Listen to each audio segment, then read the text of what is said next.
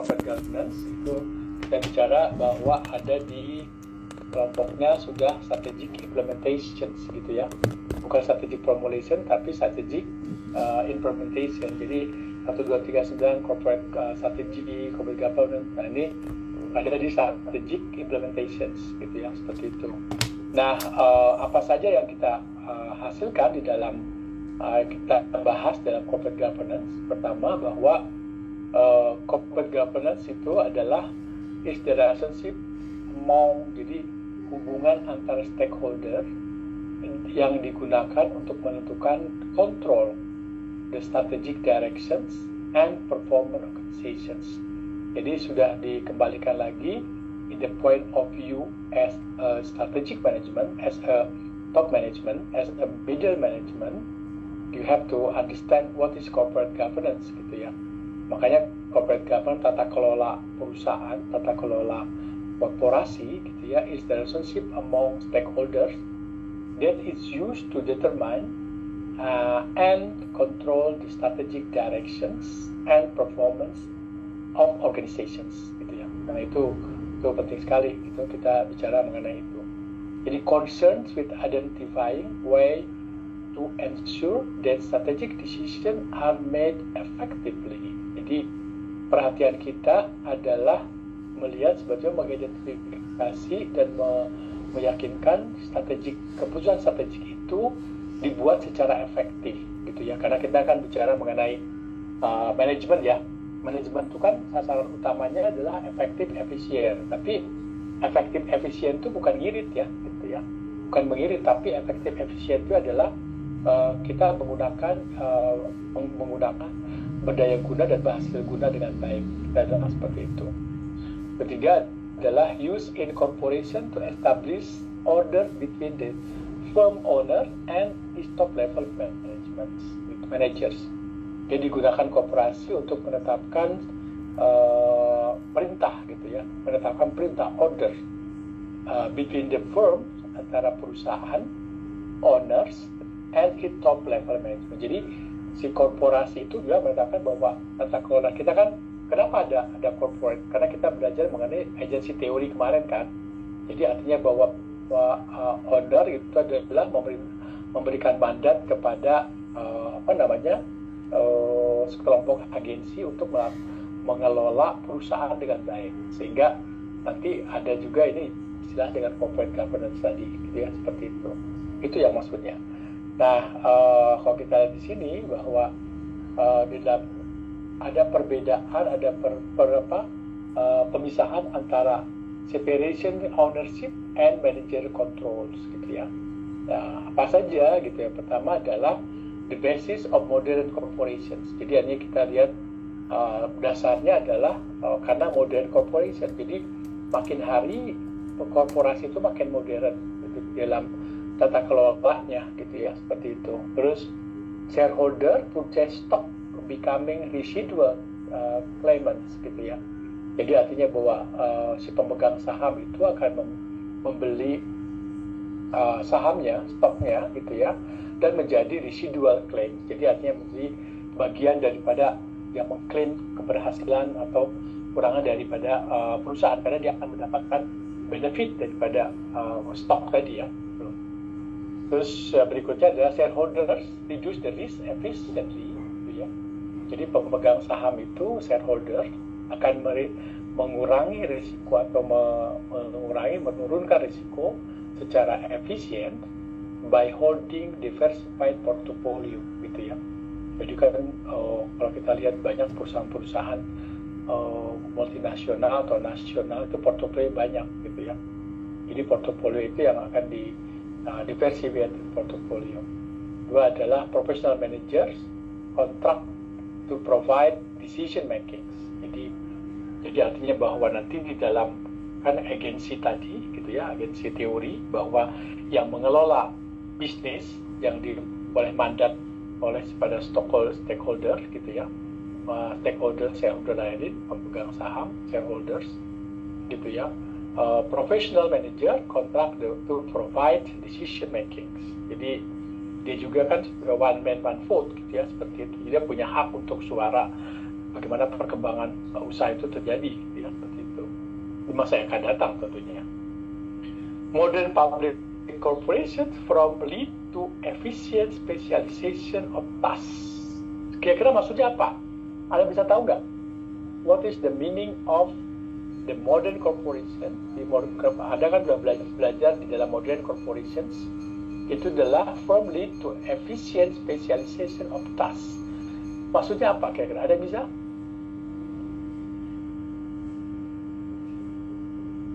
Any suggestions? Any questions? Any opinions?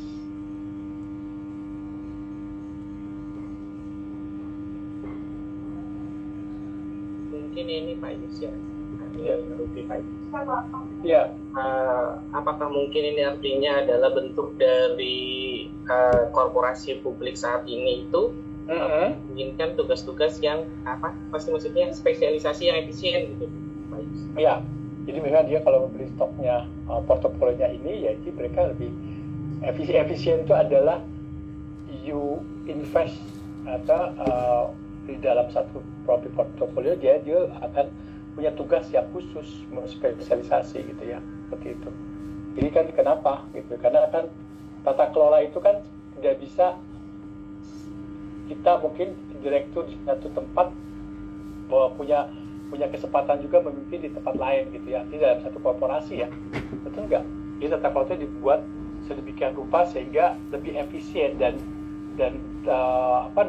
tugas-tugas yang terspesialisasi. Misalnya saya di bagian marketing, ya di bagian marketing gitu, departemen marketing dan direktorat marketing gitu ya, seperti itu. Tidak bisa saya menghandle juga misalnya SDM gitu ya, tidak bisa gitu ya. Bukan tidak bisa, bisa saja karena dalam satu bisnis, tapi kan spesialisasinya berbeda. Kecakapannya juga berbeda dalam memilih itu gitu ya. Terus nah ini kenapa harus efficient specialist of task, risk bearing by shareholders, karena kita punya risiko kebersama dalam yang oleh shareholder. Jadi kalaupun kita membeli satu artinya perusahaan itu yang diberikan mandat kepada oleh shareholder, oleh pemegang saham atau stakeholders gitu ya, itu juga nanti akan bertanggung jawab gitu ya semuanya gitu ya terhadap kelancaran daripada usaha itu. Strategi development and decision by the manager. Jadi pengembangan strategi dan keputusannya gitu, pengambil keputusannya oleh manajer. Jadi manajer itu yang bukan manajer dalam arti lini ya, tapi manajer dalam arti semua perusahaan itu ada dikelola oleh manajer yang mengelola di tingkat menengah gitu ya, seperti itu, the managers ya, seperti itu. Jadi kadang-kadang kita lihat bahwa manajer itu adalah satu fungsional structures, tapi kan ini lihat manajer itu secara keseluruhan gitu ya. Nah ini juga kita bicara mengenai agency theory gitu ya, kembali lagi agency theory relationship exist ketika ini sudah dikerjain belum ya? Ini sudah ya belum ya? Sudah ya. Halo? Apakah ini sudah belum? Udah ya? Belum, Pak. Belum ya? Belum diajarkan ya? Oke. Nah, ini ada saya jelaskan tadi bahwa di sini adalah agency theory dan agency relationship exist ketika shareholders, gitu, pemegang saham principals dan pemilik perusahaan memberikan hire the manager agent to decision maker. Jadi dia meng-hire agent pengelola organisasi perusahaan itu yang itu diberikan mandat oleh shareholder dan si owners gitu ya untuk melakukan keputusan di dalam mengelola perusahaan gitu ya. Nah ini juga sama. Terus di sini dikatakannya which created, di mana si tugasnya seorang agent atau manager yang mengelola bisnisnya itu adalah bertugas menciptakan agency relationship gitu ya, hubungan antara risk bearing specialist principal, jadi risiko apa yang diterima oleh yang dipunyai oleh si shareholder dengan managerial decision making specialist agents gitu ya, seperti itu. Jadi memang tugasnya adalah dalam agency theory tadi gitu ya. Terus, nah ini adalah problemnya apa, gitu ya. Kok nggak salah ini sudah ya? Ini sudah kok nggak salah. Bentar. Wait.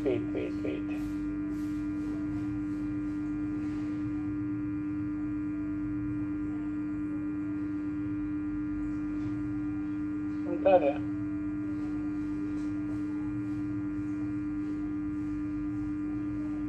Pak Yus, mohon maaf ada teman-teman yang menunggu approval Pak. Mohon dia bisa join Pak. Ini sudah apa belum sih? Ini 13, bentar dulu. Ini di structure-nya nanti sebentar lagi ya. Bentar, karena waktu lalu kami kuliahnya digantikan kuliah besar di Iya Pak. betul. Tapi yang bab itu belum ya? Belum apa sudah? Pak, yang ini Pak. belum Pak. Yang tadi agensi teori udah belum? Kayaknya udah ya? Belum? Bab 10 belum Pak? Belum ya? 11, Belum, 12 ya? Ini agensi teori ya. Oke, makanya itu Pak Anton ya. Pak Antoni. Pak Anton. Telat-telat dong. Gitu ya. Kayak harus approve nantinya. Oke.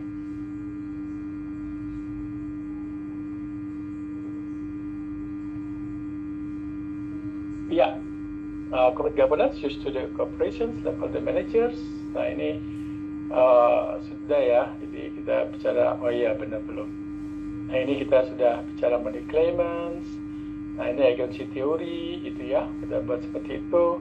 Terus apa sih sebetulnya the agency theory problem ketika prinsipal memberikan mandat kepada agensi untuk mengolah usahanya, problemnya apa gitu ya? The desire of goals gitu ya, artinya hasrat untuk atau sasaran goals of the principal and agent conflict, and it is difficult to expensive for the principal to verify that agent has behaved appropriately gitu ya.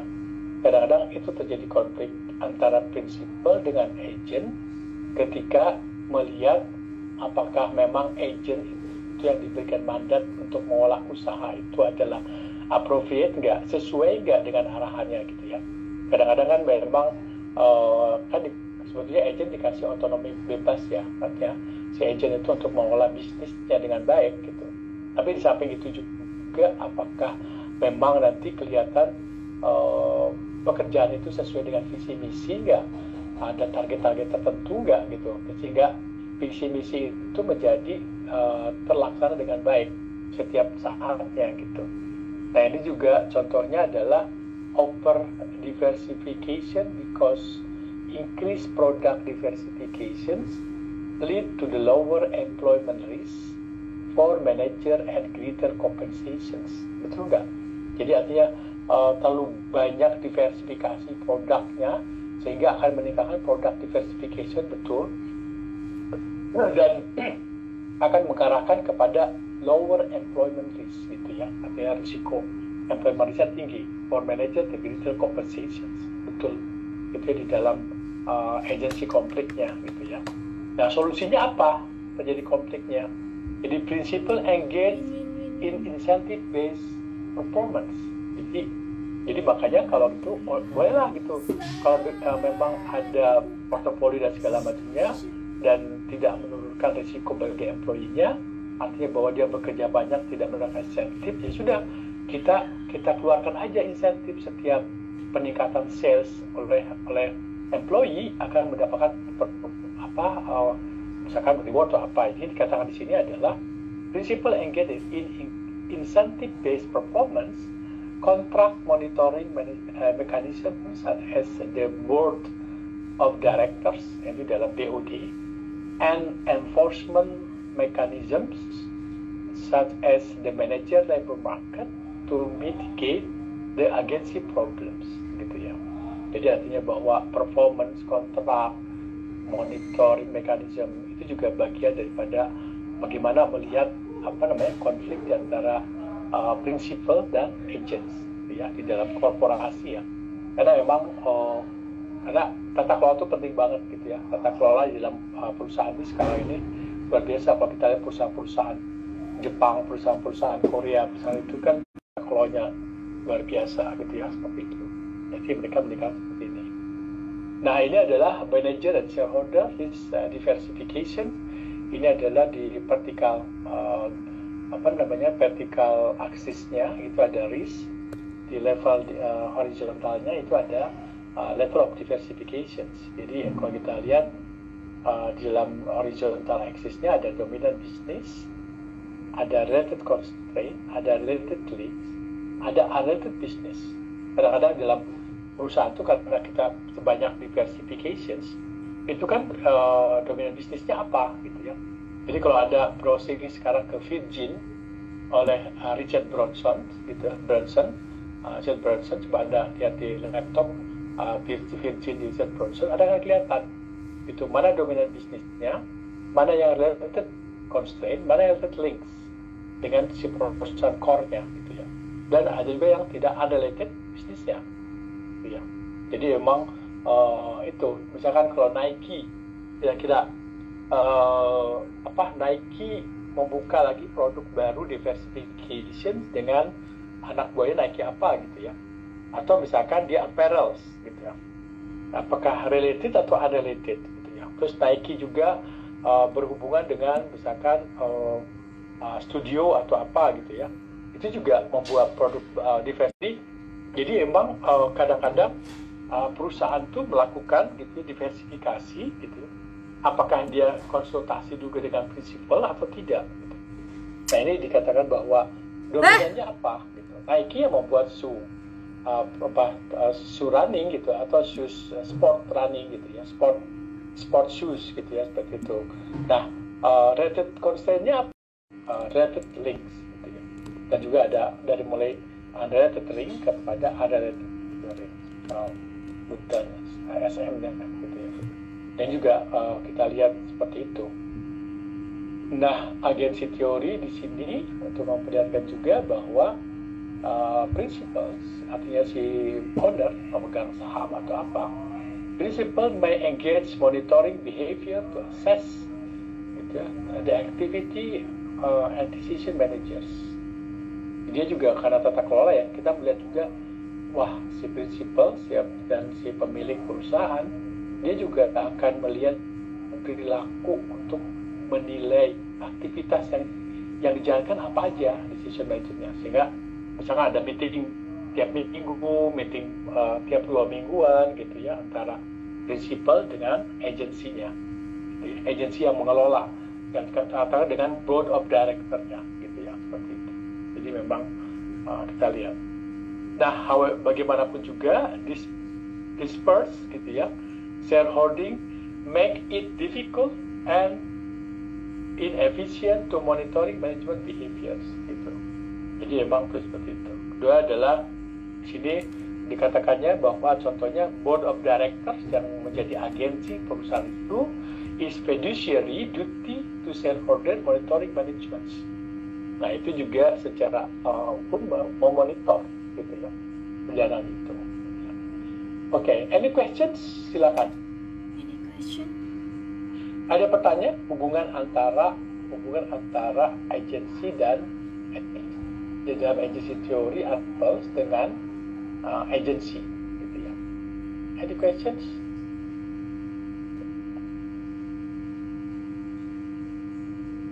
Belum ya? Masih biodiesel, masih belum bertanya Pak sedikit Pak. Oke.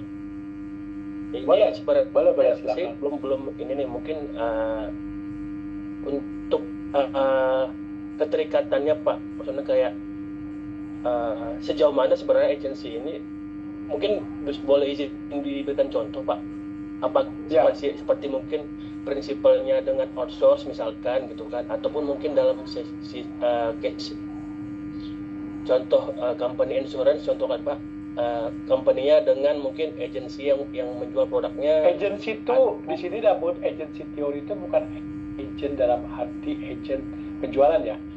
Dalam hal ini adalah Sinarmas gitu ya. Sinarmas itu kan punya prinsipal, Eka Cipta Wijaya kan owner, nanti enggak. Terus prinsipalnya adalah bahwa kalau itu sudah Sinarmas itu sudah masuk publik, perusahaan publik, dia kan punya punya jual saham kan, itu kan principal shareholders, pemegang saham dan owners. Nah, pemegang saham dan owner itu kan sebenarnya dia memberikan agency, memberikan mandatnya kepada agensi atau board of director untuk mengelola Bimoli. Paham nggak? Nah, Bimoli itu kan memonitoring seberapa jauh Bimoli itu kan terhadap penjualannya, spreadnya, pemasarannya segala macamnya. Itu kan dilihat daripada bagaimana sebetulnya visi misinya perusahaan Bimoli itu, atau misalkan pub, kan perusahaan sinar mas itu punya perusahaan pub gitu ya, perusahaan yang ada di mana, di Tangerang tadi, Tangerang Mukarah itu ya, ada pub, ada Kimia, ada minyak dan lain-lain gitu ya, mungkin ada BI dulu, ada Bank Internasional Indonesia gitu ya, itu juga sama. Nah itu juga artinya si prinsipal tuh pemegang saham dan owner, keluarga Etan Cipta itu kan owners ya, dan prinsipal tuh pemegang sahamnya adalah kalau dia sudah publik, perusahaannya publik gitu, sudah jual saham, berarti kan dia harus monitor, dia harus melihat gitu ya, bagaimana usaha itu jalan atau tidak gitu ya, seperti itu. Begitu maksudnya, bukan agensi yang ada di perusahaan asuransi, bukan mas gitu ya. Bukan, siap. Bukan. Ini adalah level strategic management, bukan perusahaannya apa aja bisa berasuransi segala macam, tapi di konteks ini strategic management yang dikatakan agency theory gitu ya, gitu mas. Jadi agency theory ini yang dikatakannya adalah ini kita ada di hadapan kepada ini nih gitu. Nah ini yang konsepnya di sini nih mas. Nah ini konsepnya. Jadi kalau kita bicara perusahaan Indo gitu, yang punya Sadono Salim gitu ya, dia kan owners, ada owner, ada principal shareholders. Dia meng-hire manager yang mengelola organisasi, yang bagiannya adalah board of directors. Board of directors itu bukan ini gitu. Kalau sudah publik, bukan hanya si owner dan principal ini, tapi orang lain gitu, yang di-hire untuk mengelola perusahaannya dan membuat keputusan-keputusannya gitu ya, sehingga dia akan menciptakan usahanya dengan baik, sehingga dia akan risiko yang risk bearing, artinya kalau ini tidak dikelola dengan orang manajer yang profesional, artinya risknya akan antara prinsipal dan itu akan sama gitu ya, artinya dia bagaimana risikonya jangan terlalu berat ada di shareholder dan di owners gitu, nanti enggak. Sehingga dia dalam operasionalnya ada managerial decision making specialist agent, bagaimana supaya perusahaan itu menjadi maju dan segala macam kan harus mengacu pada visi misi, misalkan tujuan organisasi, lain-lain, terus strategi bisnisnya yang bagus gitu. Itu mas, bukan agensi dalam konteks yang diasumsikan di dalam konsepnya, di dalam bisnisnya asuransi, bukan. Ini bukan. Kalau saya simpulkan seperti Trans Group ataupun Astra Group gitu ya Pak ya. Mungkin contoh. Iya, misalkan Trans Group itu kan punya siapa tuh yang di Jalan Tanjung. Dia kan punya korporasi. Di dalam korporasi itu kan ada shareholder dan pemilik di situ. Sehingga dia punya usahanya. Trans 7, Trans TV, Trans itu gitu ya. Nah, artinya dia menunjuk agensi untuk mengelola Trans TV itu. Itu mas. The principals may engage monitoring. Jadi artinya principal itu pemegang saham melihat monitoring. Saya kan udah invest tuh di dalam perusahaan itu, misalkan udah berapa ribu lot saya beli, artinya setara dengan 10% daripada nilai aset perusahaan itu gitu ya. Sehingga saya harus monitoring dong gitu, karena saya berhak untuk ngomong di dalam rapat pemegang sahamnya, saya harus ngomong gitu. Ini perusahaan tidak cocok, tidak bagus segala macam. Itu mas. Jadi memang seperti itu. Jadi behavior managering gitu. Ya ini how dan lain-lain gitu ya, seperti itu. Betul mas. Apalagi yang bisa sampaikan? Karena kan bagaimanapun juga dia bilang itu di sini, di sini. Ini bagaimanapun juga shareholding, pemegang saham, make it difficult and inefficient to monitoring manager behavior. Karena kan kalau Anda sudah di mandat sebagai board of directors, kan dalam BOD itu kan dapat Mercedes Benz, dapat kelulusan di dalam kelulusan di dalam menggunakan credit card gitu ya, kelulusan dalam budget dan segala macam. Tapi kan yang paling penting fasilitas itu mencerminkan posisi Anda yang harus membawa perusahaan itu lebih baik gitu ya, seperti itu. Perusahaan itu lebih baik, sehingga dikatakan bahwa however despite the shareholding make it difficult and inefficient to monitor the management behavior. Karena kalau misalnya management behavior luar biasa, itu kan terjadi bagaimana perusahaan kepala bank itu melakukan midnight trading gitu ya dengan perusahaan, sehingga midnight trading lengah 1 detik pun ke swing. Ada perusahaan-perusahaan seperti dulu Bank Duta, beberapa bank yang sekarang ini, itu kan asetnya habis karena trading tadi gitu. Si board of directornya melakukan trading gitu, seperti itu. Ya. Jadi memang seperti itu, shareholder monitor management.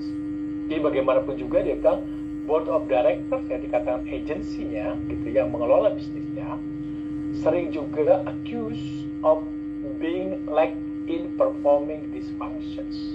Ya, kadang dia ya karena tergantung mungkin keenakan dengan fasilitas, keenakan dengan bekerja sendirian dan lain-lain, sehingga dia akan being lack in performing these functions. Gitu. Begitu Mas. Ada yang bertanya silakan, paham nggak tentang governance ini? Jadi tata kelola itu kan semua diaturnya dari mulai prinsipal sampai bagaimana itu dengan baik. Mungkin sharing aja Pak. Yes. Boleh, silakan sharing. Bagus sharing. Ya. Oke. Kebetulan kan saya memang di governance lumayan incas Pak. Jadi seperti yang Pak Iis udah bilang tuh, biasanya pemegang saham atau owner itu akan menempatkan komite untuk mengawasi dari board of director di unit usaha.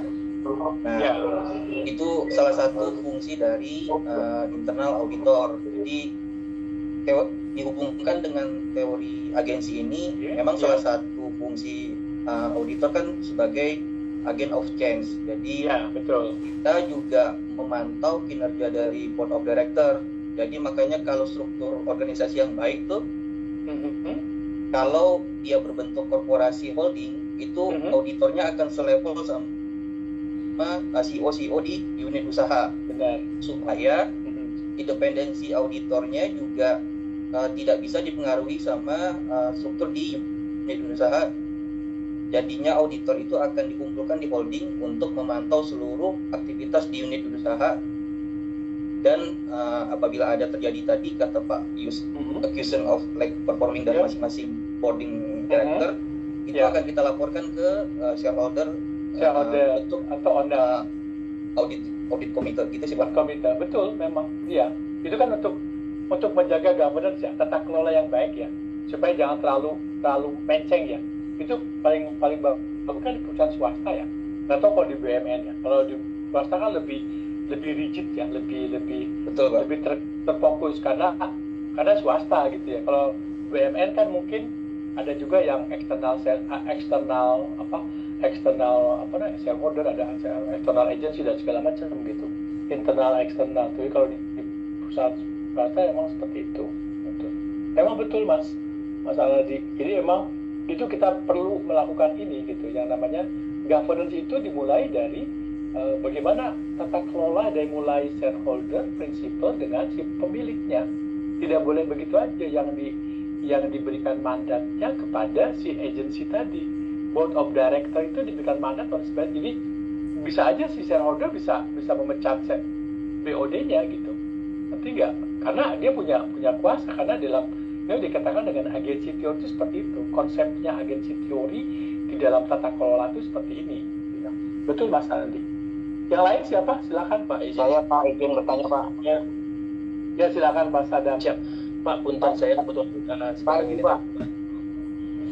Ya boleh nanti. Boleh Mas Edi nanti. Pak Sadam. Siap. Ya, makasih Pak.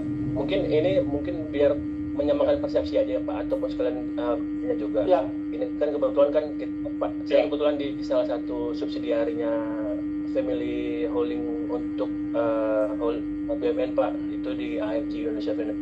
Oh iya. Dan kebetulan ini mau pengen tahu juga ini apakah mungkin konsep holdingisasi ini apakah bisa kita samakan dengan konsep prinsipal dan agency teori ini karena kan memang sebenarnya sekarang kan Pak udah holdingisasi Pak semua ya, bukan semua sih, hampir semua Pak, hampir semua di internet BUMN termasuk di kita.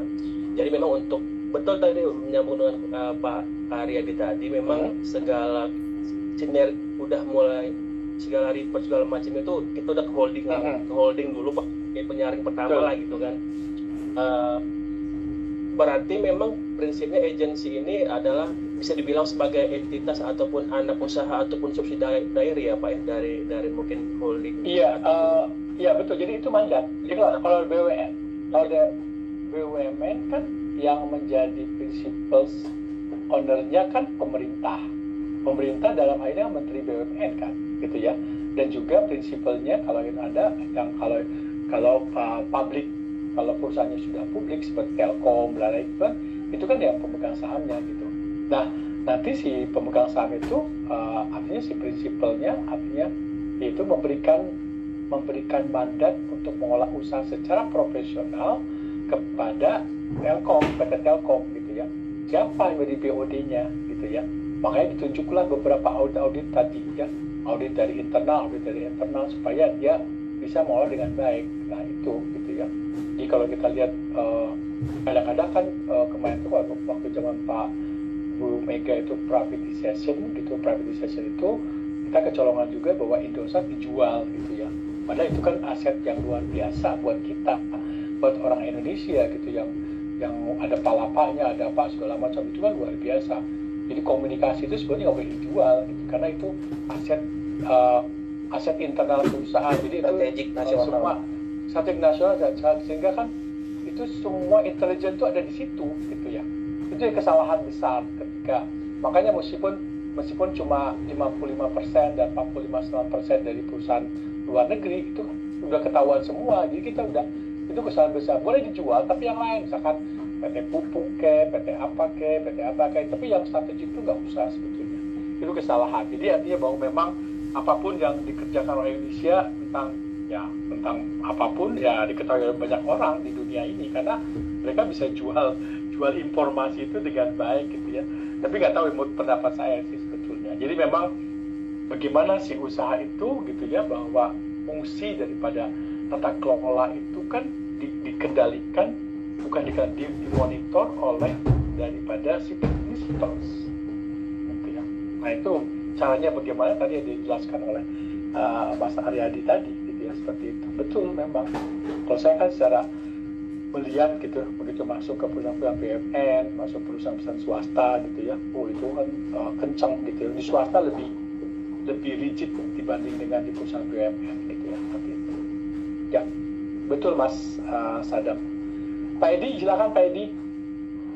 Baik Pak, saya akan bertanya berkaitan dengan tadi sebutkan kan bahwa untuk mandat yang diberikan oleh prinsipal kepada agensi untuk mengelola beberapa kegiatan, beberapa usaha, dan mungkin beberapa tempat yang prinsipal atau owner itu miliki.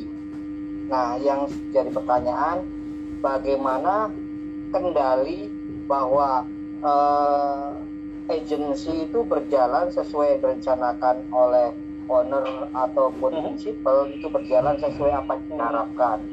Yang kedua, bagaimana pemantauan pengawasan berkaitan kegiatan yang sudah diberikan mandat tersebut, bahwa apakah naik turunnya usaha itu seperti apa. Dan yang terakhir mungkin untuk sistem pelaporan dari kegiatan yang tadi diberikan mandat, apakah direct langsung ke principal owner ataukah melalui direktur ataupun pusat dari pengelolaan atau perusahaan intinya itu. Pak Yes, terima kasih. Saya jawab di nomor 3 ya. karena kan dalam pelaporannya ada namanya undangan rapat pemegang saham gitu ya. Rapat pemegang saham itu kan datangnya si owner, principal dan juga si pengelola. Itu kan yang dianggapnya kan itu pembagian dividen sekarang sebetulnya. Kan si principal sama sama owner itu kan yang dicari benefit profitnya berapa sih bagian buat saya gitu ya. Nah itu kan dari situ akan tercermin kelihatan bahwa dulu dividennya sekian, sekarang dividennya turun gitu ya. Ini ada apa? Ada masalah apa gitu? Ditanyakan juga di dalam pemegang saham itu apakah nanti bagaimana kondisi eksternalnya, ini si agensi memberikan informasi laporan dividen tahun ini turun karena bla bla bla bla bla, laporan audit ini, laporan seperti itu gitu ya. Ini memang itu yang prinsipalnya, artinya bahwa mandatnya bahwa terjadi komunikasi hak suara pemegang saham itu kan dinilai daripada jumlah lot berapa banyak yang dipunyai oleh si pemegang saham tadi gitu ya. Apa 10%, 5%, apa 5% dari total asetnya bisa ngomong gitu ya, apa di bawah 5% nggak usah ngomong gitu kan, ada aturannya gitu ya, seperti itu. Nah kalau masalah dari editnya audit, nah ini yang dijelaskan oleh Pak Anandi tadi ya, Pak Anandi ya, Mas ada edit tadi, auditnya gimana coba auditnya coba? Mungkin saya tambahin dari Pak Yus, ya. Jadi mungkin terkait laporan Pak Edi, itu sebenarnya kalau di swasta itu namanya ada laporan kuartali. Jadi per 3 bulan itu agensi akan melapor ke prinsipal. Nah, prinsipal itu kan mereview atau mengevaluasi kinerja dari agensi-agensi yang mereka kasih mandat dari laporan kuartali. Tapi kalau di pemerintahan biasanya tahunan. Itu ada laporan catur bulan Pak Edi. Bulan, betul, dari masing-masing instansi di pemerintahan. Nah, kalau untuk di swasta tadi kuartali, jadi setiap kuartal pasti akan dilaporkan ke prinsipal. Nah, nanti dari komite-komite itulah nanti di review Pak Edi, mau itu komite resiko atau komite remunerasi atau nanti komite audit. Nah, disitulah nanti ada pengawasan, ada feedback. Nah, nanti misalkan ada perbaikan, si agensi-agensi ini akan menindaklanjuti dari rekomendasi dari itu hasilnya. Betul itu. Ya, jadi artinya bahwa biasanya kan prinsipal memberikan mandat itu kan kalau holdingnya ada beberapa gitu. Saya sih Mas ada beberapa holding company ya, ada 4 misalkan, dia masing-masing punya holding company-nya, ada CW Kimia, ada sawit, ada natural, ada juga pulp gitu yang ada di mana, di Tangerang ke arah Banten tadi gitu ya. Nanti masing-masing itu melakukan tadi audit tadi. Jadi tidak semuanya diaudit, jadi tidak boleh semua holding per holding diaudit, bisa kuartalan, bisa itu seperti itu, Mas. Jadi memang tidak semuanya. Jadi artinya bahwa masing-masing si prinsipal mengaudit masing-masing dalam perusahaan holdingnya. Gitu. Sip. Paham ya? Jadi yang masuk agensi teori itu apa gitu ya? Kalau kita dalam konteksnya dengan tata kelola corporate governance, karena levelnya ini corporate, itu korporasi, bukan SBU ya, bukan business unit yang dikatakan holding company ya, bukan SBU-nya gitu. Kalau kita kan nanti bicara dengan karena governance itu ada di tata kelola, di corporate, bukan di SBU-nya gitu, seperti itu. Oke. Nah, governance mechanism-nya apa? Nah, ini adalah ada dikatakan ownership concentrations, ada board of directors gitu ya. Ada executive compensations. Ada juga yang dikatakan dengan tadi dengan multi-divisional organization structures gitu ya. Jadi multi-divisional atau punya divisi-divisi tertentu gitu ya. Market for corporate control. Nah, itu tadi yang dikatakan Pak Aryadi tadi, market corporate control-nya ada. Jadi ada divisi-divisi yang mengelola itu gitu ya, seperti itu. Nah, kalau kita lihat governance mechanisms gitu ya, ini ada ownership concentrations. Ini maksudnya adalah large block shareholder have the strong incentive to monitor management closely. Jadi artinya bahwa jadi ada blok yang besar ketika shareholder punya kekuatan mendapatkan insentif dan juga memonitor pengelolaan secara dekat gitu ya. Ini gimana gitu ya, seperti itu. Itu dalam concentrations. Kedua adalah the large stake make it worth gitu ya, their while to spend time, effort and expense to monitor closely. Jadi si principals dan owners itu dalam melihat bagaimana haknya dia gitu ya di dalam korporasi.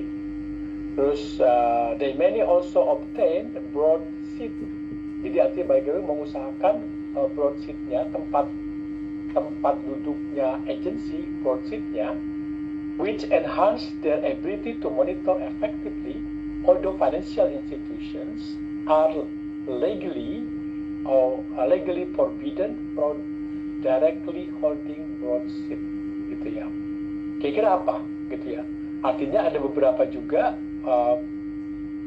fungsi-fungsi keuangan di dalam agensinya yang tidak bisa dilihat oleh holding yang lain gitu ya, holding the board seat yang lain gitu. Jadi misalkan ada perusahaannya perusahaannya CPO, perusahaannya kertas, perusahaannya minyak, itu kan salah satu tidak boleh melihat financial statement masing-masing. Jadi tidak boleh melihat financial statement, jadi harus lihat, artinya tidak forbidden untuk melihat.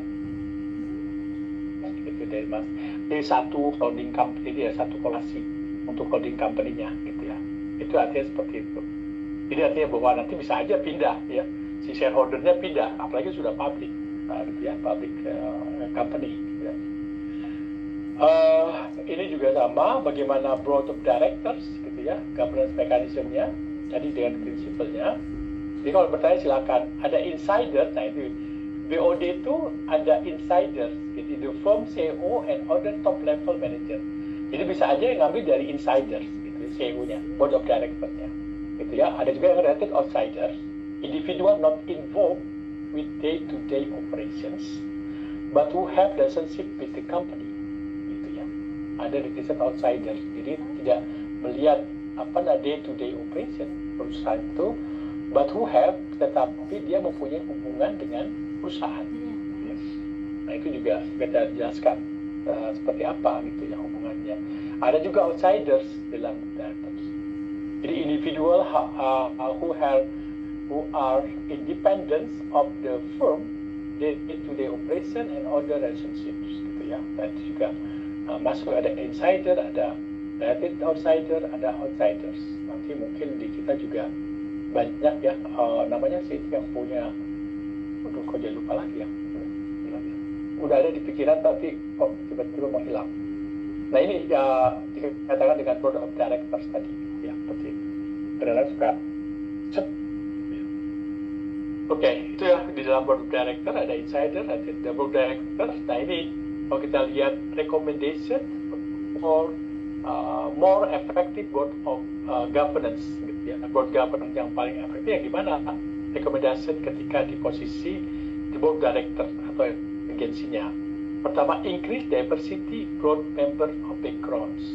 Jadi menempatkan kepada keragaman di dalam board member, latar belakangnya gitu, beda-beda ya, seperti itu. Itu di dalam siapa ahli di mana. Dulu di Indonesia terjadi ya gitu ya.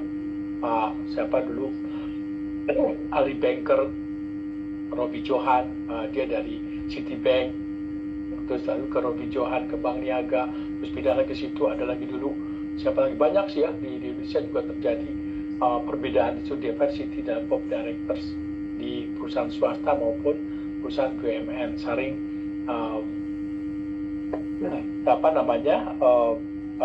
mengambil beberapa director. Strengthening initial management and accounting control systems. Nah itu juga penting, karena yang saya tahu ya perusahaan swasta yang pernah saya lihat gitu ya, bahwa si principal, BOD punya 4 accounting system. Bayangin coba, satu buat ke principal atau board directornya, satu buat investment, satu buat pajak, satu lagi buat ini. Jadi luar biasa mereka itu ya. Jadi untuk perusahaan swasta ini ya, yang saya tahu begitu saya masuk as a marketer, masuk ke financial, dilihat bahwa masing-masing ada part accounting dan masing-masing punya password, yang bisa buka adalah ownernya doang. Jadi artinya bisa melihat owner dan principal seperti itu. Karena dilihat, ini buat pajak berbeda sekali, ini kalau buat bank juga kayak gini. Ya, jadi luar biasa lah pokoknya di Indonesia waktu itu. Atau sekarang mungkin agak lebih baik ya. Artinya strengthening itu management dalam accounting system controlnya. Terus establish formal process for evaluations of the board performance. Itu juga tadi bisa quarterly, bisa triwulan gitu ya. Kalau BUMN gitu, walaupun swasta kan quarterly tiap 4 bulan setahun 3 kali, kalau mungkin di BUMN setahun 4 kali karena per triwulan gitu ya, seperti itu. Jadi memang itu terjadi problem. Executive compensations, nah ini yang duduk di dalam board of director ada compensation-nya nggak gitu ya. Ini dikatakan executive compensations. Nah ini adalah salary, bonus, long term incentive compensation, itu sudah ada di dalam teorinya, konsepnya. Jadi ini sudah wajib ketika Anda duduk dalam CEO gitu ya. Salary, bonus, long term incentive compensation. Makanya kan ada apa namanya di dalam apa sih?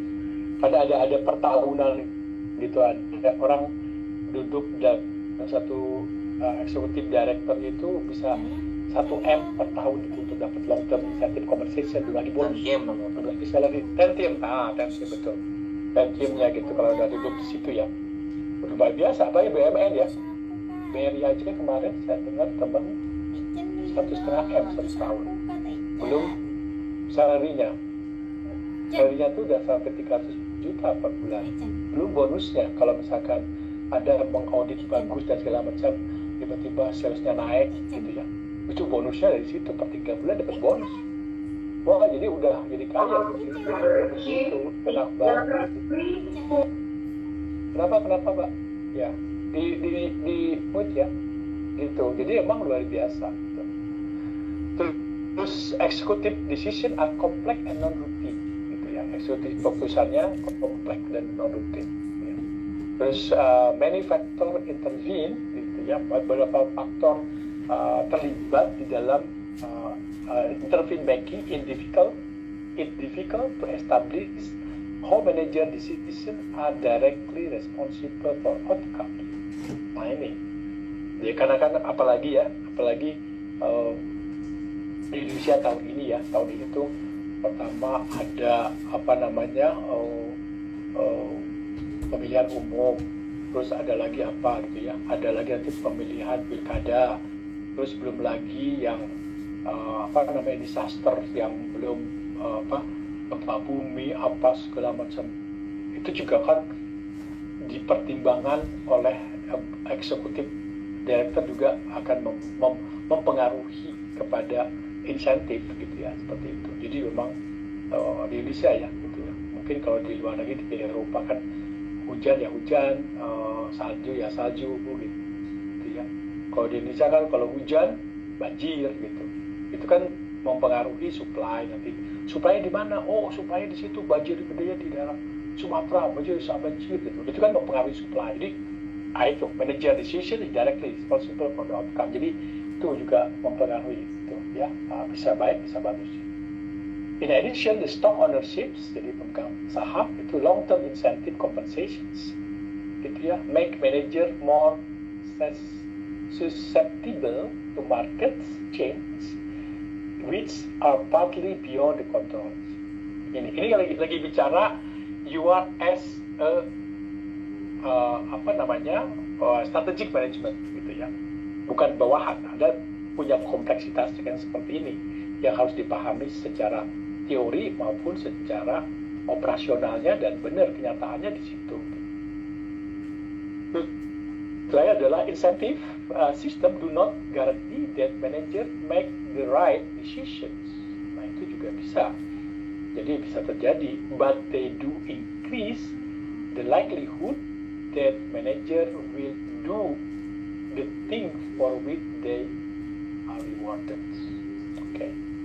Any comment, any suggestions dengan pernyataan ini? Mas Aryadi, Mas Stephens, Mas Edi, siapa lagi nih? Pak Septian, Rudolf, ada lagi Pak Anton, Bu Kartika, Pak Dani, Imron, Sarip, Pak Irwan. Sedikit lagi Pak, masih penasaran tadi Pak. Iya, boleh. Ini Pak, bentuk dari agensi yang ditunjuk atau diberi mandat itu bentuknya seperti apa Pak? Apakah dia dari korporat perusahaan, apakah dari konsultan, ataukah dari pribadi atau perorangan Pak? Bentuk penerima mandatnya itu Pak. Terima kasih Pak. Profesional Mas, purely profesional. Jadi insider, tadi outsider, atau dari dalam. Jadi purely profesional. Jadi siapa yang bisa mengelola, misalkan gini, ada beberapa, saya pernah kerja di tambang gitu ya. Terus tiba-tiba nanti ada perusahaan corporate yang membuka tambang. Saya di-hire menjadi board of director karena melihat performance saya di tambangnya ini lebih bagus gitu ya. Saya di-hire, dibajak istilahnya ya Pak untuk masuk situ, bisa aja gitu. Jadi kalau perusahaannya family itu dari insider. Jadi Anda jangan berpikir mau jadi POD atau menjadi eksekutif itu CEO, paling di levelnya manajer, general manager aja sudah gitu, seperti itu. Saya perusahaan-perusahaan seperti kelompok-kelompok Salim Group, kelompok apa gitu, Sampurna Group, kelompok-kelompok Jarum gitu ya. Itu kan sudah di level eksekutif, level itunya sudah di situ gitu. Dan si pemilik perusahaannya juga levelnya kayak gitu. Begitu Mas. Jadi purely profesional kalau mau dari luar. Siap Pak, makasih Pak. Ya, betul kan Pak Aredi ya? Mas Sadam ya, betul ya? Atau siapa gitu? Okay. Betul Pak Ijan. Tapi mungkin izin menambahkan juga Pak di case BUMN sendiri Pak, sebenarnya ada kayak semacam talent pool ataupun bursa gitulah Pak. Ada beberapa company itu di prepare, beberapa potensial karyawan di prepare untuk menjadi BOD di next itu Pak. Dan itu memang ada talent poolnya Pak, sederhananya. Ada gitu. Saya juga pernah melihat pemilihan direktur TVRI waktu itu ya. Saya juga terlibat sebagai konsultan dalam pemilihan itu ya. Tapi yang menangnya justru yang punya kecenderungan politik yang saat ini gitu. Apalah itu bagus banget Bapak ini. Kalau Bapak ini bagus luar biasa, tapi politik lagi. Kalau BUMN lebih banyak ke politik nantinya. Siapa yang berkuasa? Itu ini aja lah, orang ini aja gitu. Orang ini gitu. Apalagi kita udah pakai SAP, konsultannya tuh pakai ini segala macam. Itu dulu di TVRI ya, sebelum Perjan, ada perubahan Perjan, perusahaan jawatan, perusahaan umum. TVRI kan berubah-ubah kan bentuk perusahaan itu. Sehingga itu waktu itu, makanya saya ngomong sekarang ya, karena saya terlibat dalam konsultan pemilihan direktur TVRI waktu itu ya. Gitu. Jadi saya sekarang nggak tahu kemana lagi. Jadi begitu sudah selesai di ujungnya, udah si aja jadi masuk di sini. Kaget. Ini uang ratusan juta keluarin untuk apa gitu, meng-hire SAP gitu ya, konsultan SAP segala macam luar biasa, tapi udah sini aja. Ini kan pengalaman, ini kan aduh. Jadi formalitas aja Bang. Formalitas aja. Iya, jadi lucu. Setelah itu saya nggak mau ikut lagi terlibat dalam konsultan. Nggak deh, saya nggak mau ikut terlibat konsultan. Meskipun sudahlah dibayar cukup ya gitu, tapi sudah nggak mau ikut lagi. Karena ya kalau orang punya prinsipal ya, udah nggak usah, mending saya dosen aja deh gitu. Adalah seperti itu. Enggak, jadi memang terjadi banyak hal gitu ya, seperti itu. Nah ini juga ini ada multi-divisional organization structure. Kan kita lihat ya bahwa di dalam korporasi itu ada divisi, ada ada SBU gitu ya, ada divisional, ada SBU, ada functional, ada juga produk dan jasa. Maka ini masuk ke dalam divisional organization structures. Makanya dalam divisional organization structure designed to control manager opportunisms gitu ya. Nanti kenapa korporasi Bakri ada CPO sawit, karena mungkin desain kontrolnya manajer mungkin opportunismnya, oh ini lagi sawit lagi bagus nih pasar internasional gitu, sehingga berlomba-lomba semua orang apa sawit ya, seperti itu. Dulu kan Bakri jual Asia-nya karena apa, tidak bisa compete dengan si biru, si merah sama si hijau, si biru, si merah. Sekarang kan XL dengan si pati ya, sekarang lagi macam begitu. Jadi si hijaunya udah jual aja dah. Jadi dia Telkom dalam korporasi kan berubah-ubah ya, seperti itu. Terus di sini dikatakannya bahwa corporate office and board monitor manager strategic decisions. Jadi artinya kenapa kontrol portfolio, karena itu ya. Kedua adalah increase managerial interest in wealth maximizations. Nah itu secara konseptual. Kenapa tidak dijelaskan lebih rinci ya? Karena ini strategik gitu ya. Jadi berpikir strategik itu you have to set bahwa ini tidak kalau ada bicara detail itu tactical. Ngerti nggak? Kalau ada mau siapa Pak ini tactical, you don't have to think of tactical, but you have to strategic. Nanti yang menerjemahkan adalah orang-orang di bawah gitu. Orang-orang taktikal nantinya, oh mesti begini. Tapi interpretasinya harus sama dulu gitu ya, seperti itu. Oke, gue adalah M-form, multidimensional form strategy, jadi M-form namanya. M-form structure does not necessarily limit corporations gitu ya. Limit corporate level managers, self-serving actions. Kira-kira maksudnya apa? Ada yang bisa paham kan ini? Nomor 2, M-form structures does not necessarily limit corporate level managers, self-serving actions. Kira-kira apa? Ada yang bisa? Level strategik? Izin Pak, mungkin lebih ke arah ini. Boleh. Bahwa memang dalam function struktural di korporasi itu memang jangan sampai ada kayak semacam apa ya? Ini coba ini unit gitu. Kayak silo gitu Pak. Karena nggak boleh ada penyekatan bahwa ini job deskku, ini unitku saja gitu kan. Mungkin bahwa ataupun dalam kesini, oh ini harusnya kerjaan manajer saya gitu misalkan ya Pak ya. Jadi mungkin concernnya itu adalah struktur itu tidak boleh menjadi batasan korporasi dalam melakukan aksi atau bisnis gitu. Karena kan masing-masing dalam korporasi ada multidivisional, divisi kan di SBW maksudnya. Jadi kalau kalian lihat divisinya A, B, dan C gitu ya, kita kan fungsionalnya macam-macam, A dan B dan C juga kan gitu ya. Jadi artinya bahwa structure-nya adalah not necessary to limit, kita tidak boleh ini bagian gue, ini bagian kamu gitu ya. Karena emang kalau untuk memajukan corporate itu nggak apa-apa jalan organisasi itu. Tapi in financial forbidden to know setiap divisi tadi bilang, okay? Betul ya. Ada lagi menambahkan, silakan. Level manager self-serving actions. Jadi self-serving actions. Jadi ya tindakannya ya harus diketahui dan harus seperti itu. Okay. May lead to greater rather than diversification, less diversification. Jadi artinya memang lead menjadi lebih besar gitu ya dibanding dengan diversifikasinya. Gitu. Terus kita lihat di sini adalah broadly diversified product yang dikatakan di sini. Jadi broadly diversified product lines make it difficult for top level managers to evaluate the strategic decision of divisional managers. Ya, di dalam dikatakan sebagai governance mechanism in multinational structures and form structures. Nah, bagaimana dengan market for corporate control gitu ya?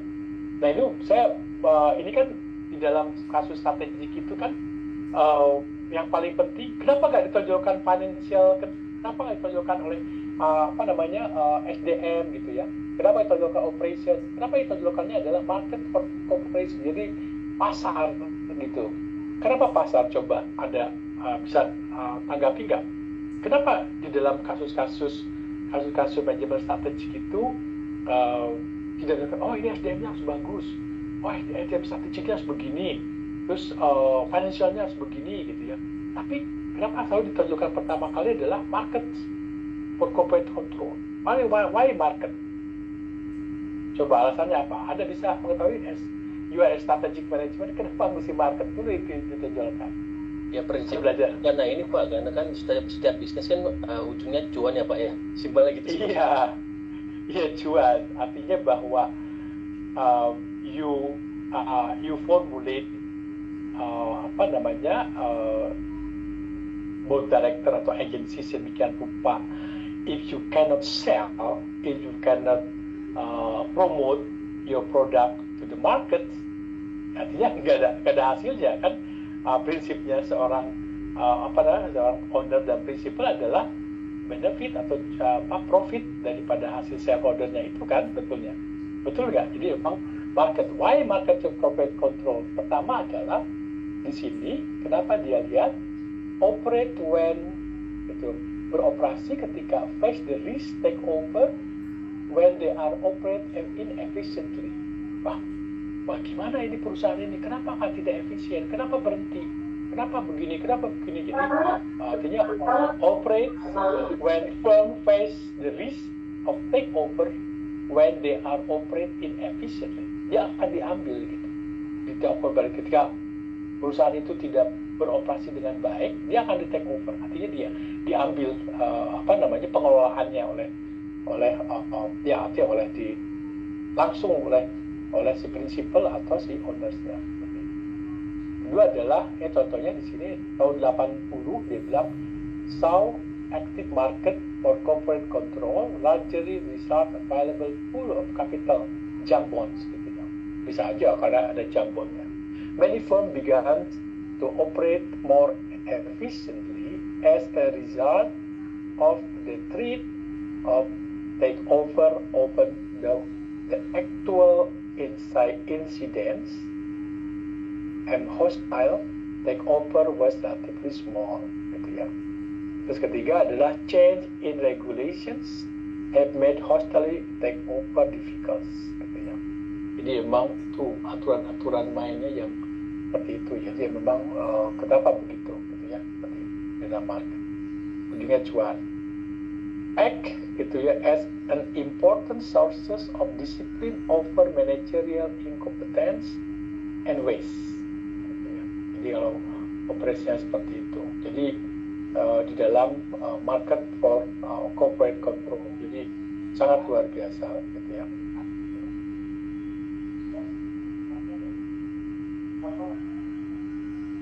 Nah ini juga sama, ini ada juga internal corporate governance. Ada Germany contohnya ya. Di Germany itu apa gitu? Owner and manager are often the same private firm. Nah itu juga banyak di perusahaan di Jerman kayak gini gitu. Saya juga tahu perusahaan di Belgia namanya ada perusahaan Octroy gitu ya. Perusahaan Octroy itu paten gitu ya, juga sama owner dan manajernya sering the same on the private firms gitu ya, seperti itu. Ini kalau public firm sering juga have dominant shareholder to frequency of the bank. Jadi di Jerman itu memang public firmnya lebih mendominasi dalam bank gitu, untuk mendominasi dalam bank tadi. Ya sehingga uangnya banyak banget gitu Jerman itu karena bank. Terus medium large firm have the two type approach gitu ya. Ada Vorstand monitor control manager decisions, ada Vorstands gitu ya. Ada Aufsichtsrat select the Vorstands, jadi artinya si atasan dari bawahan kedua Aufsichtsrat, atau ada juga bahasa Jerman ya. Jadi dikatakan employee union member and shareholder appoint member of the Aufsichtsrat gitu ya, seperti itu si pemilik perusahaannya, si owner dengan managers ya. Jadi memang itu terjadi beberapa internal corporate governance, itu tata kelolanya gitu ya. Terus frequently there is less emphasis on shareholder value than in US firm, although this may be changing ya. Itu kalau di Jerman. Nah, ini bagaimana kalau Jepang gitu ya? Jepang tentang tata kelolanya. Berarti kan di sini adalah obligation family, Toyota misalkan, atau Nissan atau apa gitu, atau Honda. Obligation family to consensus are important factors. Jadi itu luar biasa family-nya. Kedua adalah bank, especially main bank, are highly influential with firm managers. Nah itu juga karena kan ya artinya di Jepang tuh ya negara bergantung kepada si perusahaannya, si perusahaan multinasionalnya itu gitu. Yang kedua, Keiretsu, nah itu juga are strongly in related group of firm tied together by a cross shareholding.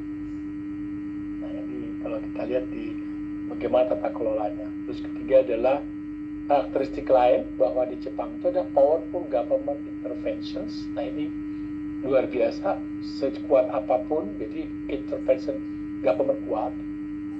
Hubungannya close relationship between firm and government sector kuat. Kita juga kuat dan berarti bukan ya mungkin terpengaruh ya gitu ya. Terus nanti ada mungkin di kita mungkin ada perbedaan ya antara Jepang dan kita. Passive and stable shareholder will exert little control gitu ya. Terakhir adalah virtual absence of external market or corporate controls. Nanti yang bertanya silakan ya. Ini contohnya itu kalau kita bagaimana corporate governance ethical behavior, nanti berhubungan dengan ethical behavior, gitu ya, tata kelolanya. Jadi artinya bahwa penting sekali, it is important to serve the increase of multiple stakeholder group.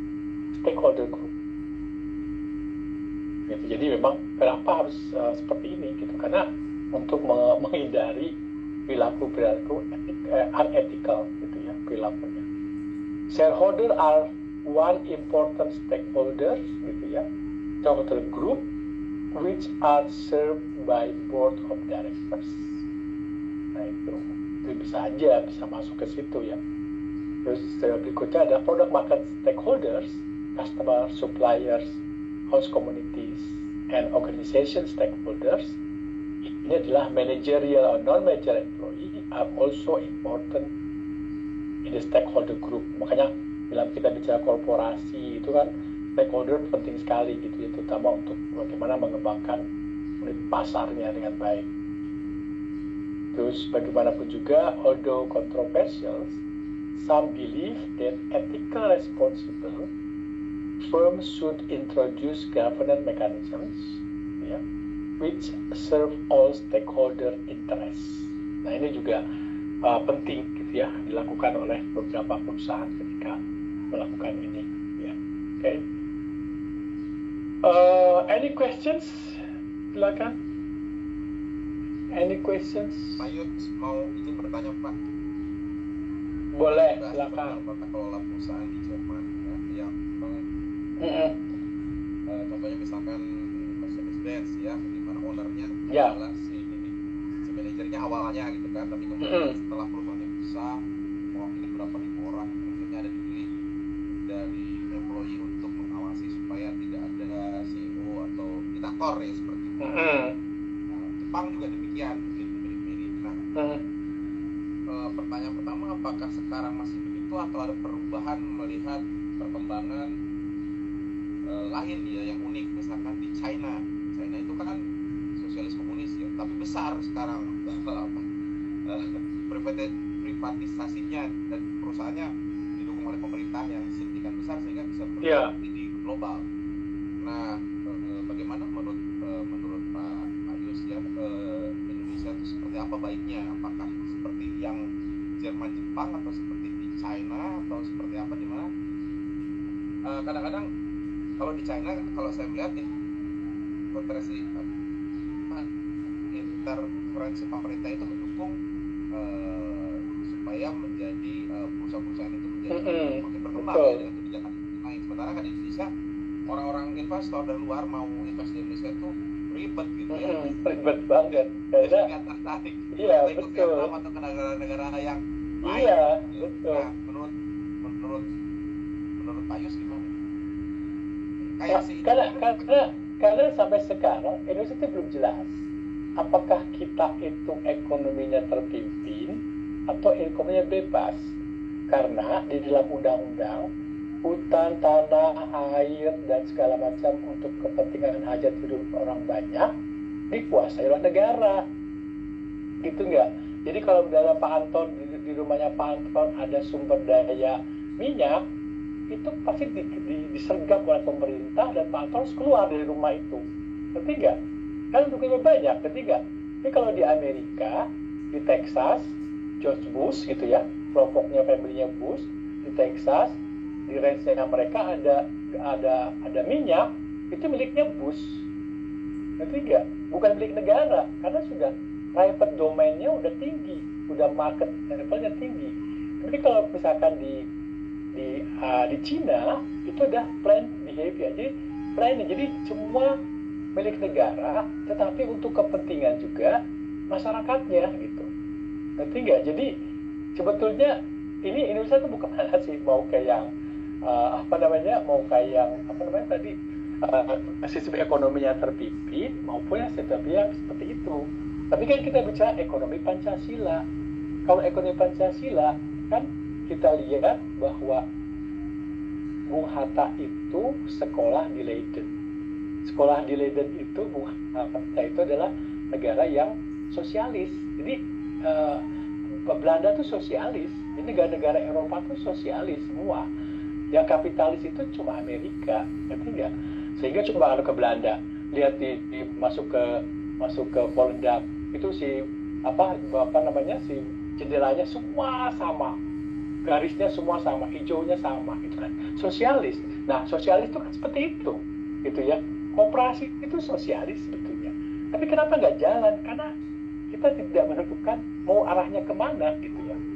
Gitu ya. Kalau Malaysia, Singapura itu jelas mereka adalah kapitalis sudah gitu, bahwa mereka masuk ke negara persemakmuran di mana Inggris itu masuk ke daerah-daerah seperti itu gitu, ngerti nggak?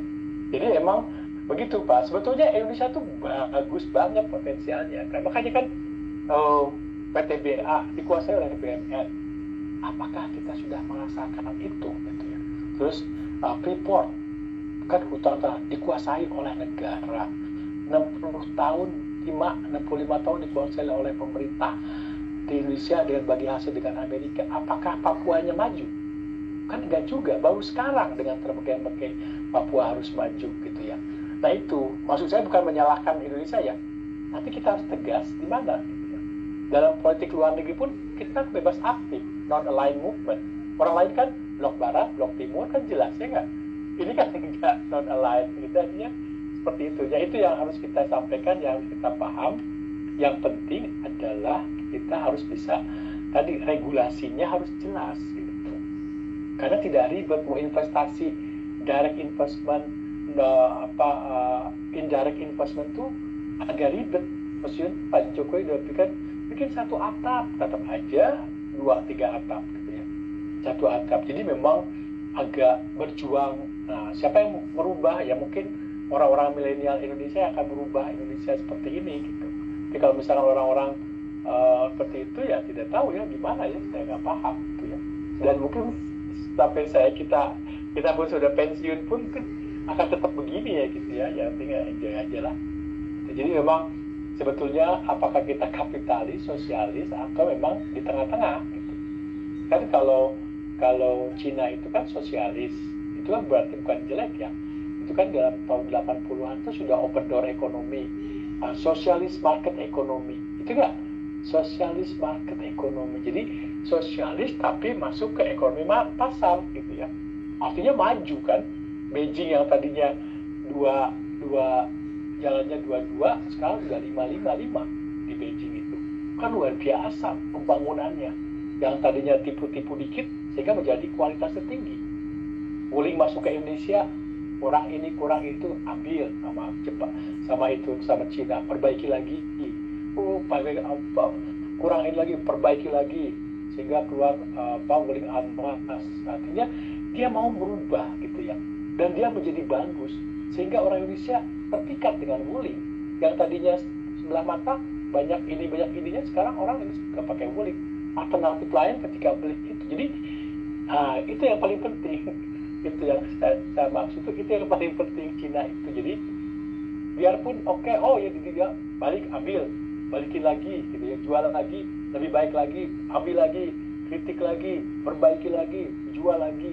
luar baru. Jadi artinya ada pembelajaran di situ, ada pembelajaran ya, meskipun dia tidak belajar dengan Toyota, dengan Jerman, tapi dia belajar dengan apa produk-produk yang dia jual kepada di luar negeri maupun di dalam negerinya.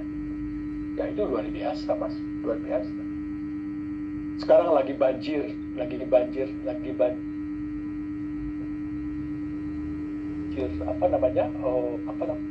si petani itu nggak mau peduli, pokoknya anggur pemerintah harus bisa jual gitu ya.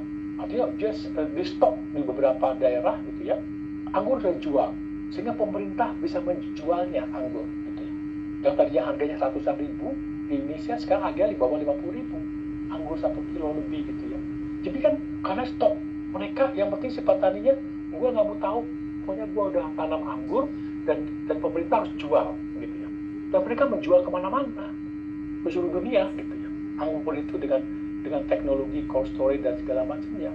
Kita kan swasembada pangan, begitu sudah pemerintah tadinya harganya sekilo 15.000 turun menjadi 10.000. Nah, yang 5.000 siapa yang bayar?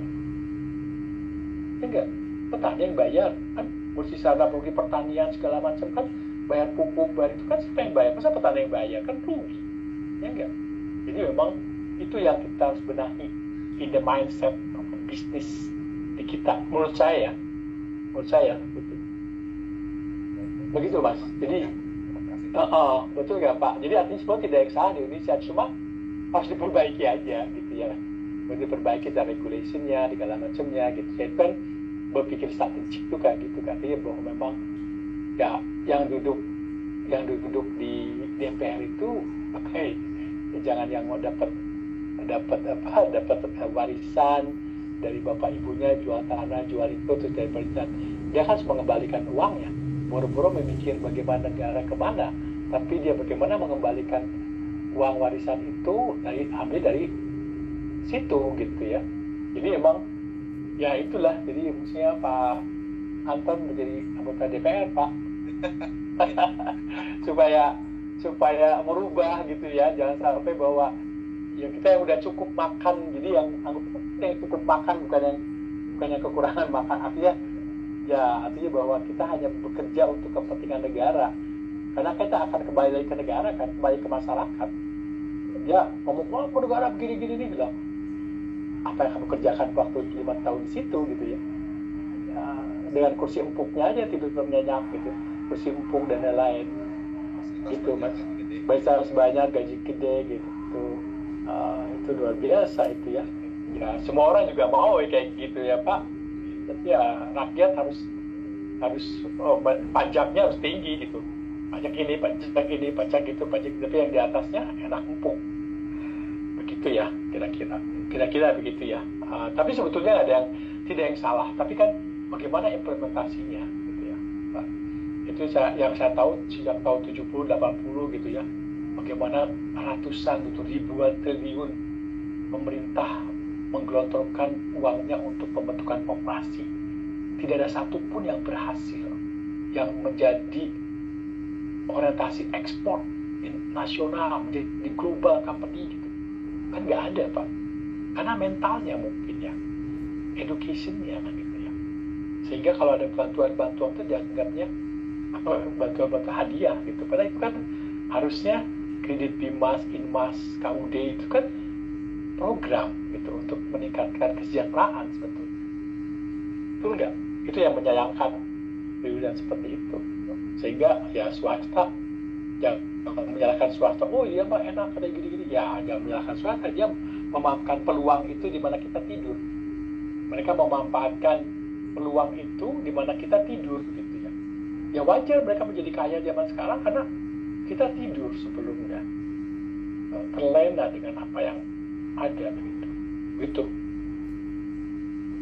Luar biasa ya, belajar strategik sampai belajar ke negara ya gitu ya. Bagaimana mengkritik, bukan kritik sih, ini sih introspeksi diri aja, termasuk saya juga sih. Government dan governance kan berhubungan Pak. Governance itu berhubungan. Memang itu negara itu kuat. Jadi negara itu harus kuat memang. Kalau nggak kuat nggak bisa itu. Seperti di Singapura tadi. Di negara itu benar kuat, prinsipalnya dan segala macamnya.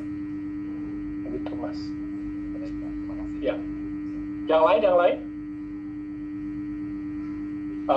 Itu ya di situ. Dan ini udah habis. Gitu. Ini tuh udah selesai sampai di situ. Itu dia. Yang mau presentasi nggak? Silakan mau presentasi. Yang belum presentasi masih ada waktu setengah jam. Ya Pak, kami dari kelompok 7 Pak. Boleh silakan Mas Galang.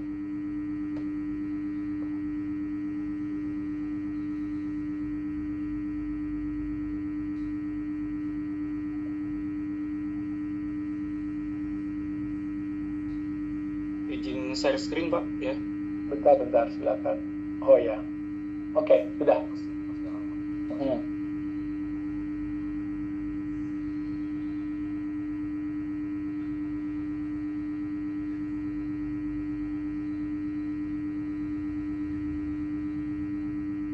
Galang sama siapa? Mas Aryadi. Iya. Mas Aryadi, saya dan Mbak Siti. Dan Siti ya?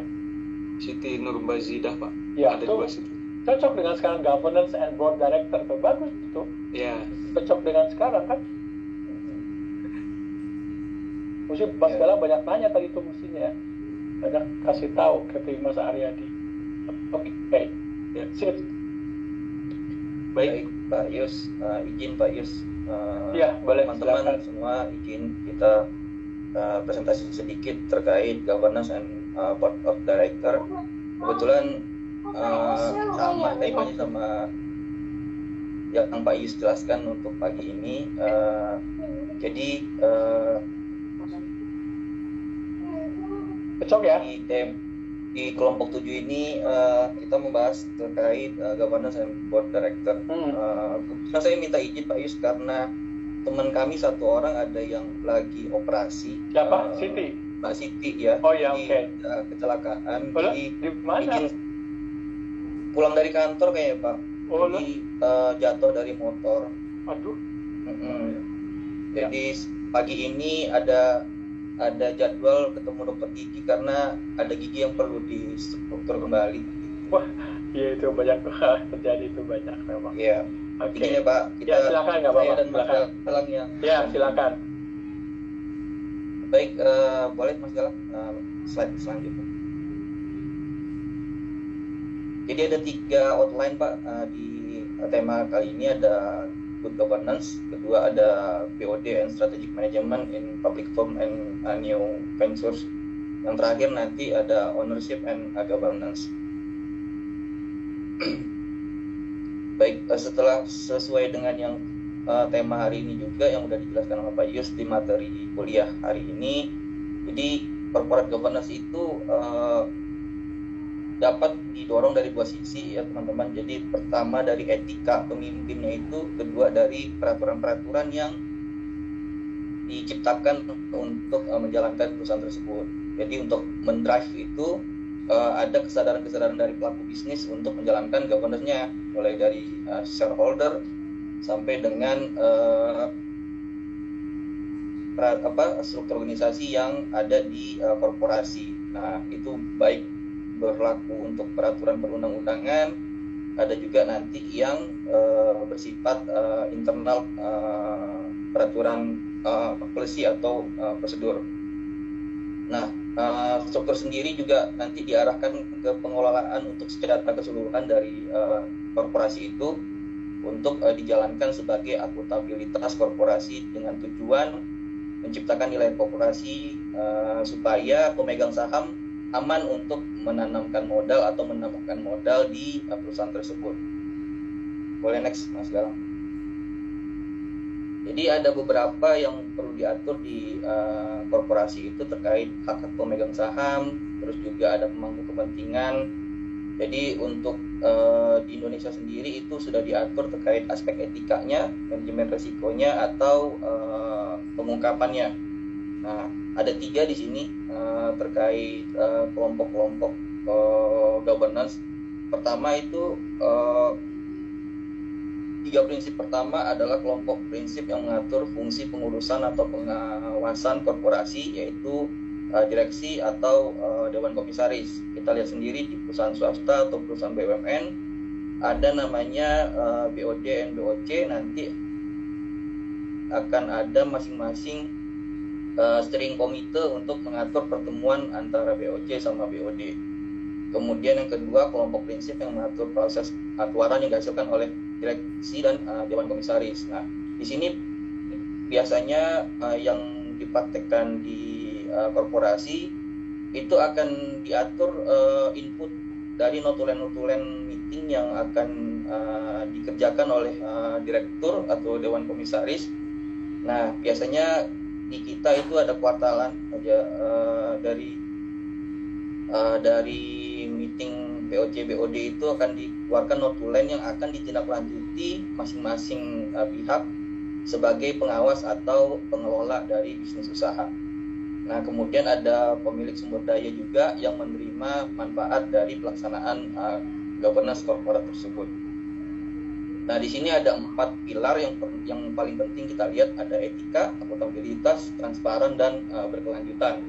Jadi makanya di sini kita lihat perilaku etika itu bisa dilihat dari cerminan kegiatan dari korporasi itu sendiri.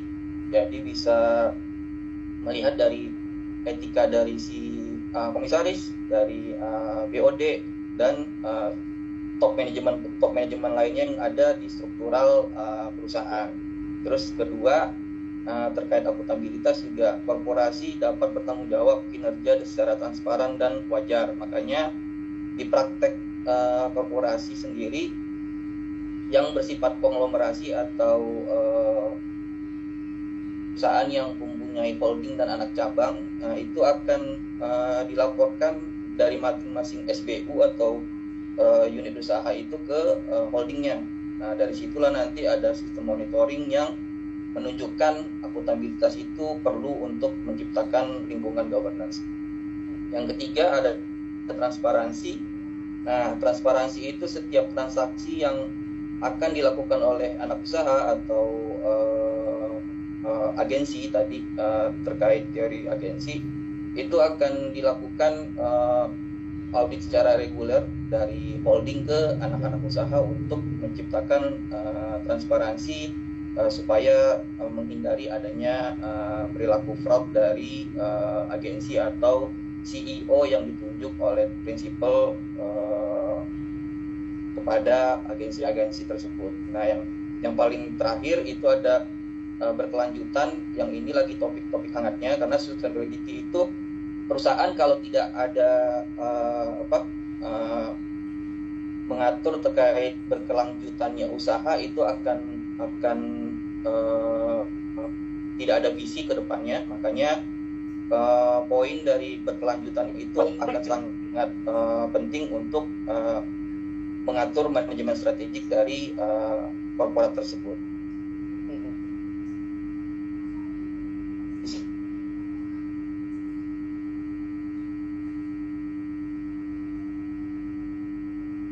Di sini kan ada struktur pedoman, jadi hanya arsitektur kebijakan Pak Ayus dan teman-teman. Jadi di arsitektur kebijakan itulah nanti diciptakan peraturan-peraturan, prosedur-prosedur yang akan menjalankan bisnis proses dari satu korporasi itu untuk menciptakan lingkungan tata kelola yang baik. Contoh, biasanya layer pertama itu untuk struktur kebijakan itu berbentuk kebijakan atau policy.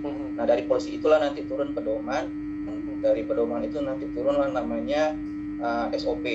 Nah, pun kalau di pemerintah lagi di bawah SOP itu mungkin ada lagi namanya petunjuk teknis atau petunjuk pelaksanaan. Nah, di sinilah nanti tugas dari tiap-tiap lini di internal, di sistem pengendalian internal itu ada namanya 3 lini bisnis Pak Yus dan teman-teman. Jadi lini pertama itu biasanya bagian operasional atau bagian depannya. Terus nanti di bagian lini kedua ada namanya sektor compliance atau risk management. Nah, terakhir nanti di lini ketiga ada teman-teman kita dari auditor atau external auditor. Nah, ini yang perlu dijalankan semuanya sama komisaris dan BOD, dan yang penting di sini ada komitmen dari setiap pemangku kepentingan untuk menjalankan struktur pedoman ini. Boleh, Mas Galang? Nah, untuk prinsip korporasi sendiri itu ada yang mengatur di organ-organ penyelenggara governance koperasi. Yang kedua itu ada mengatur proses, tadi yang saya bilang di SOP-nya. Terus nanti terkait prinsip-prinsip pengatur penerimaan manfaat itu bisa nanti dari misalkan metrik remunerasi atau metrik payroll. Nah, itu nanti harus diatur secara transparansi untuk menciptakan lingkungan tata kelola yang baik.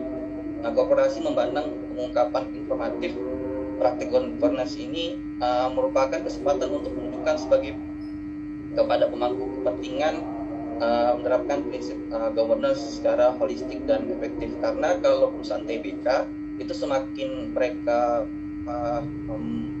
mengelola perusahaan dengan baik, akan nanti menciptakan investor-investor baru yang akan masuk sebagai portofolio mereka untuk menjual atau mempromosikan tata kelola yang baik di institusi yang mereka jalankan. Next, Mas Galang. Nah, kebetulan kita dari awal kita ngambil itu perusahaan JNE, Pak Yus dan teman-teman. Jadi kita lihat ada 5 kita ambil contoh terkait implementasi governance di PT JNE sendiri. JNE sendiri itu merupakan perusahaan transportasi logistik, Pak Yus, mulai dari barang ataupun lain-lainnya. Yang pertama kita lihat di transparansinya. Nah, apa yang dijalankan oleh JNE di sini? Implementasi terkait laporan keuangan, RUPS, Dewan Komisaris, Dewan Direksi, dan komite-komite yang di bawah komisaris itu sudah ada di JNE. Ya. Jadi laporan keuangan itu kita lihat udah berbentuk weekly report, selain pun diharuskan monthly report. Iya, Nah, weekly report itu gunanya buat apa? Karena supaya setiap pergerakan increase angkanya itu termonitor dengan baik atau akuntabilitasnya jalan. Nah, RUPS itu untuk apa? Itu wahana atau sarana pertanggungjawaban dari direktur ke pemegang saham. Jadi apakah target dari yang ditetapkan oleh komisaris atau pemegang saham itu berhasil dijalankan oleh dewan direksi atau CEO yang bertanggung jawab sebagai agensi di perusahaan tersebut. Nah, pun dewan komisaris juga di sini juga udah punya job desk-nya atau tanggung jawabnya sebagai pengawas dari dewan direksi. Nah, apa tugas dari komite audit di sini adalah sebagai tadi agents of change yang nanti dilimpahkan ke bagian internal audit sebagai lini ketiga sebagai pengawas dari jalannya tata kelola di JNE. Yang kedua itu akuntabilitas. Jadi ada tagline di JNE itu excellence performance. Jadi ini yang akan menjadi key performance indicator atau SLA, service level agreement, dan kamus-kamus kompetensi struktural yang akan dijalankan sama teman-teman di manajemen JNE. Nah, service excellence inilah yang akan menjadi poin metrik pengukuran kinerja yang akan dipertanggungjawabkan ke pemegang saham atau ke owner dari PT JNE tersebut. Yang ketiga itu ada di tanggung jawab. Nah, di sini kita lihat JNE juga udah mulai menerapkan CSR dengan program JNE Hijau, JNE Komunitas, atau JNE Pendidikan. Nah, JNE Hijau ini bisa diimplementasikan dari turut sertanya JNE dalam lingkungan di Indonesia dengan menanam pohon. Terus ada juga JNE Komunitas dan JNE Pendidikan yang kerjasama dengan berbagai institut pendidikan atau lembaga pendidikan yang diarahkan untuk ke anak-anak kurang mampu. Nah, yang keempat itu ada kemandirian. Di sini JNE juga ada 3 menerapkan strategi manajemennya untuk di kemandirian ini. Yang pertama ada rasio productivity index atau biasa disebut namanya manpower planning atau MPP di sini. Yang kedua itu rasio manpower cost revenue. Jadi setiap masing-masing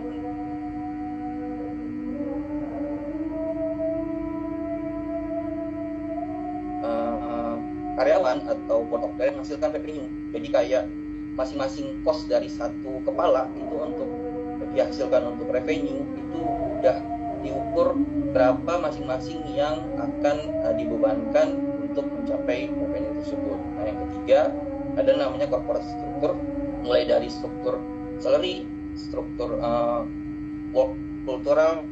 Nah, di sini udah mulai juga di sini ada terkait industrial relationship atau yang kita kenal dengan bipartit atau tripartit. Secara implementasinya juga JNE juga punya serikat kerja untuk menciptakan industrial relationship yang menciptakan tata kelola dengan baik. Yang kelima itu ada kesetaraan. Jadi di sini setiap hal yang tertuang di peraturan perusahaan itu sudah mempoinkan bahwa semua level tingkatan atau jabatan di JNE wajib menggunakan seragam kerja. Itu contohnya. Jadi tidak ada keistimewaan yang diberikan ke BOC atau BOD dan disamakan dengan seluruh karyawannya dalam berkewajiban untuk selalu memakai seragam kerja. Salah satu contoh dari kesetaraan yang diterapkan di JNE. Boleh Mas Galang? Next. Nah, beralih kita ke organ kedua itu terkait BOD dan strategic management. Itu pertama pasti ada pertanyaan, apakah Dewan Direksi itu perlu memahami dengan jelas apakah peran mereka dalam strategic management. Kedua, mereka menyadari nggak aktivitas strategik itu termasuk perencanaan strategik. Dan yang ketiga itu Dewan Direksi menyusun rencana pemantauan untuk melaksanakan perencanaan rencana strategik. Next, Mas Galang. Nah, ini kita lihat ada 3 peran direksi, teman-teman. Sini ada pengambilan keputusan yang pasti yang bersifat strategik. Kedua, makanya di perusahaan swasta biasanya ada namanya rapat direksi yang dihadiri sama teman-teman level 2, layer 2. Itu teman-teman kita di kepala grup atau kepala divisi. Jadi di situ nanti muncul keputusan-keputusan yang bersifat strategik. Terus yang kedua ada menentukan arah strategi bisnis. Nah, itu bisa memang usual bisnisnya atau nanti inisiatif strateginya. Yang ketiga nanti ada pengawasan manajemen eksekutif. Nah, ini yang berbentuk komite-komite yang langsung di bawah direktur atau langsung di bawah dewan direksi atau dewan komisaris. Next, Mas. Nah, putusan itu kalau secara teorinya sendiri sudah didefinisikan oleh Thomson atau Preverick Static.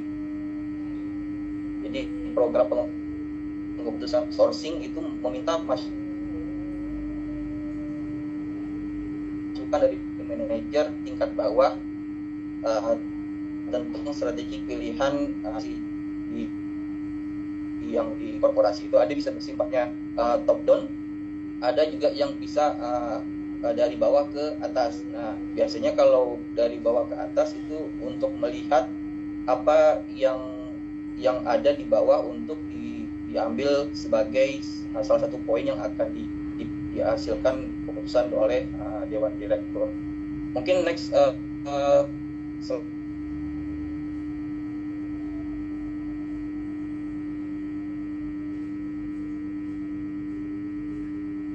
selanjutnya dibacakan oleh Mas Galang, Pak Yus dan teman-teman.